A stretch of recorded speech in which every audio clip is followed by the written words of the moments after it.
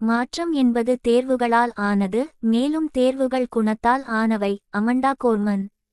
இந்த மேற்கோள் நீடித்த மாற்றம் தற்செயலாக நிகழ்வதில்லை என்று கற்பிக்கிறது.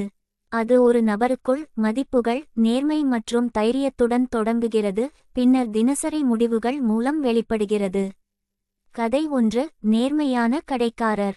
குணம் தேர்வுகளை வடிவமைக்கிறது. ஒரு சிறிய ஊரில் 2 கடைக்காரர்கள் ஒரே பொருட்களை விற்று வந்தனர். ஒருவர் கூடுதல் லாபம் ஈட்டுவதற்காக தரம் குறைந்த பொருட்களை ரகசியமாக கலந்தார். மற்றவர் வியாபாரம் மந்தமாக இருந்தபோதும் அவ்வாறு செய்ய மறுத்துவிட்டார். ஒரு நாள் அந்த ஊரில் பொருட்களுக்கு தட்டுப்பாடு ஏற்பட்டது. மக்கள் நேர்மையான கடைக்காரரை நம்பி அவருக்கு ஆதரவளித்தனர். அவரது கடை நிலைத்து நின்று வளர்ந்தது.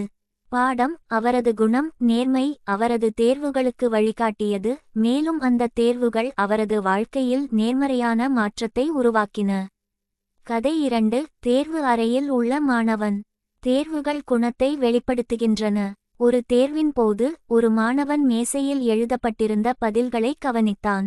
அவன் ஏமாற்றி அதிக மதிப்பெண் பெறலாம், அல்லது நேர்மையாக பதிலளித்து குறைந்த மதிப்பெண் பெறும் அபாயத்தை ஏற்கலாம். அவன் நேர்மையை தேர்ந்தெடுத்தான். பின்னர் அவனது தொடர்ச்சியான நேர்மையின் காரணமாக ஒரு கல்வி உதவித்தொகையை பெற்றான். பாடம்: ஒரு அமைதியான தருணத்தில் எடுத்த முடிவு குணத்தை வெளிப்படுத்தியது, மேலும் அந்த ஒரு தேர்வு அவனது எதிர்காலத்தை வடிவமைத்தது. கதை 3. கிராமச் சாலை. சிறிய தேர்வுகள் பெரிய மாற்றத்தை உருவாக்குகின்றன. ஒரு கிராமம் ஒவ்வொரு பருவமழையின் போதும் சேரும் சகதியுமான சாலைகளால் அவதிப்பட்டது. மக்கள் புகார் செய்தாலும் அரசாங்கத்திற்காக காத்திருந்தனர். ஒரு பெண் ஒவ்வொரு காலையிலும் கற்களை அகற்றத் தொடங்கினாள். மற்றவர்களும் அவளுடன் சேர்ந்து கொண்டனர். விரைவில் அந்தச் சாலை ஆண்டு முழுவதும் பயன்படுத்தக்கூடியதாக மாறியது. பாடம்: மாற்றம் ஒரு பெரிய பேச்சிலிருந்து வரவில்லை. அது பொறுப்பு மற்றும் தைரியத்தில் வேரூன்றிய சிறிய தினசரி தேர்வுகளிலிருந்து வந்தது.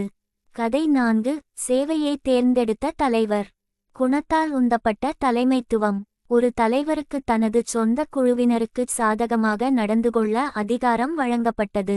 அவர் மக்களை பிரிப்பதன் மூலம் செல்வாக்கை பெறலாம், அல்லது நியாயத்தையும் ஒற்றுமையையும் தேர்ந்தெடுக்கலாம். அவர் நியாயத்தை தேர்ந்தெடுத்தார், அது அவருக்கு ஆதரவை இழக்க நேரிட்டபோதும்.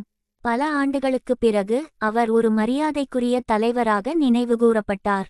பாடம்: குணம் தேர்வுகளை தீர்மானிக்கிறது, மேலும் தேர்வுகள் ஒரு தலைவர் உருவாக்கும் மாற்றத்தின் வகையை தீர்மானிக்கின்றன.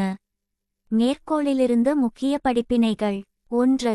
மாற்றம் உள்ளிருந்து தொடங்குகிறது, வெளியிலிருந்து அல்ல. மக்கள் வித்தியாசமாக